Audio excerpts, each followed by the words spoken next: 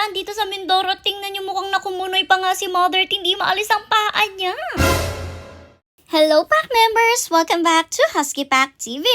Bali, dito nga sa video natin today, pagkatapos nga ni na Mother pumunta Kialte, talaga namang nag-expedition at nag-adventure na naman sila. Kita nyo naman talagang tinalo ni Mother yung kanal na yan ay talagang binunggahan ng talon at kinere rin naman para makapunta dito sa gustong-gusto niya sa maisa. Ay, tingnan nyo nga naman ang Mother natin, magnanako na ng mais today. Hala, kawawa naman, walang-wala na ba?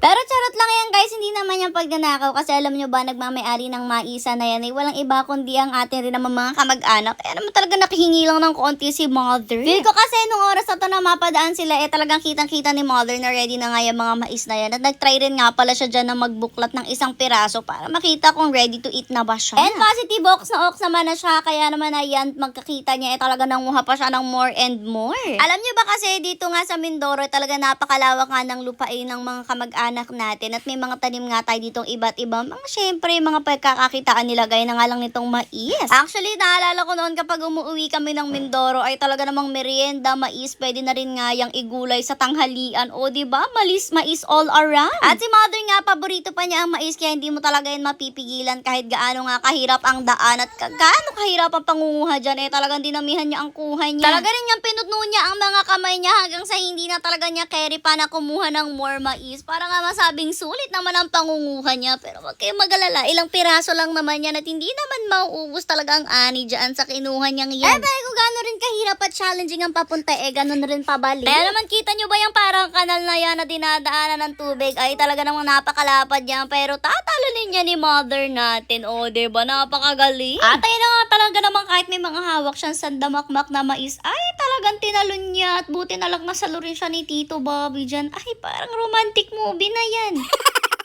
Anyway, so much for the chika. Heto nga, for the lakad na ulit sila pa uwi nito. At sa totoo lang, grabe na ang ngiti ni Mother dyan. Syempre, may hawak ba naman siyang sandamakmak na mais na talaga naman lalafangin niya mamay. Kaya naman yung hirap ng daan talaga na dadaanan nila ay talaga namang sisiw na lang sa kanya. At parang ang medyo happy moment na to para sa kanya. Dahil nga kahit masama yung daan talaga namang may lalafangin siya after nito. Ganito kasi talaga palagi ang ganap dito sa Mindoro. Umulan lang ng konti, automatic babaha na nga. Kaya nga ginagawa nila, hindi na nila dito dinadala si McQueen, nilalakad na lang nila dahil baka nga maya-maya pa lumubog yung gulong ni McQueen dito at hindi na nga makaalis na ako. Kaya kailanganin pa natin ng traktura para dyan. Kita nyo nga yung tsinelas ni Mother, talaga naman lumubog dyan. Buti na lang nakuha ng Tito Bobby. O diba parang kumuloy na talaga siya, nangangain ng tsinelas.